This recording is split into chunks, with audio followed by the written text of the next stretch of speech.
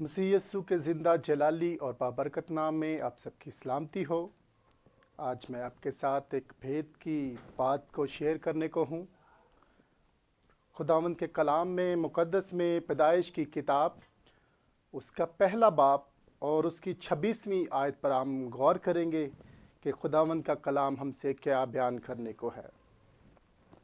लिखा है यहाँ पर, फिर खुदा ने कहा कि हम इंसान को अपनी सूरत पर अपनी शबीह की मानिद बनाएं और वो समंदर की मछलियों और आसमान के परिंदों और चौपायों और तमाम ज़मीन और सब जानदारों पर जो ज़मीन पर रेंगते हैं इख्तियार रखे। कलाम मुक़द्दस के पढ़े जाने पर खुदावंद की ख़ास बरकत हो।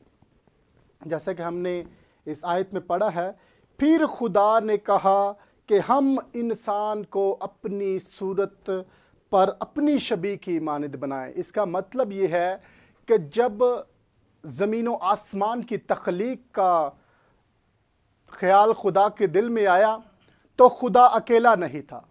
यहाँ पर जो हम का लफ्ज़ है ये ज़्यादा लोगों को जाहिर करता है। अगर यहाँ पर कह आता कि मैं ये सब काम करूँगा तो फिर इसका मतलब था कि खुदा अकेला ही था जब ये ज़मीन का और आसमान का और चरिंद परिंद जो भी हैवानात हैं उनको मार्ज़ वजूद में लाने का ख्याल किया गया। लेकिन यहाँ पर लफ्ज़ आया है, फिर खुदा ने कहा हम इंसान को अपनी सूरत पर अपनी शबीह की मानिद बनाएं। हम सभी जानते हैं कि खुदा को किसी ने ही नहीं देखा।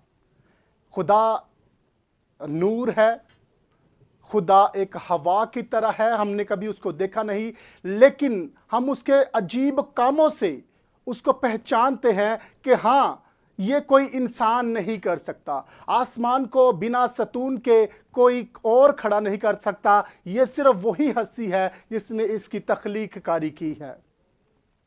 और यहाँ पर अगर हम फिर एक बार गौर करते हैं, खुदा ने हर एक चीज़ को बनाया और चरिंद परिंद और चौपायों और तमाम ज़मीन और सब जानदारों पर जो ज़मीन पर रेंगते हैं इख्तियार रखे। खुदा ने पहले जो जितना इख्तियार था वो खुद खुदा के पास था। वो क्या करता है, वो क्या करना चाहता है, ये सब उसकी मंशा थी। लेकिन फिर जब उसने इंसान को बनाया तो यहाँ पर भी लिखा है कि खुदा ने जो अपने पास इख्तियार था वो उसमें से इंसान को भी दे दिया।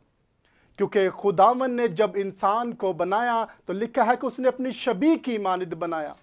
फिर उसने जो उसके पास इख्तियार था उसमें से कुछ इख्तियार जो था वो बनी इंसान को दिया, ताकि वो भी जो काम खुदा करता है उसमें से कुछ ऐसे काम करे जो खुदा कर सकता था। इसीलिए उसने हर एक चीज़ पर पहले उसका खुद का इख्तियार था, फिर उसने जो उसकी तख्लीक कारी थी, जो उसने आदम को बनाया था, उसको ये इख्तियार बख्शा कि वो भी वही काम करे जो उसका तख्लीक करने वाला करता है। और यहाँ पर लिखा है हम इंसान को, यानी कि यहाँ पर मेजॉरिटी है।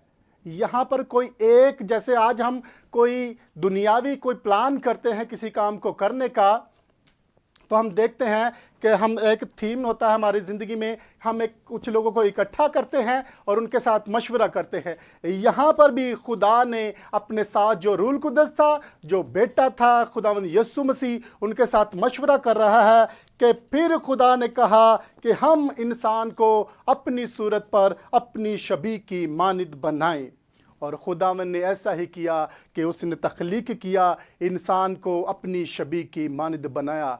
इसीलिए खुदावन के कलाम में लिखा है कि खुदा ने इंसान को अपनी हथेली पर गोद रखा है। उसने उसकी तस्वीर को अपनी हथेली पर गोद रखा है। इसका मतलब है खुदावन हर एक चीज़ की तख्लीक करने वाला, और बाप और बेटा और रूल कुदस ये तीनों मौजूद थे जब इस दुनिया को मार्ज़ वजूद में लाने का तसव्वुर किया गया। मसीह यस्सु के जलाली और बाबरकत नाम में इस कलाम के वसीला से आपको बहुत सी बरकत नसीब हो। आमीन।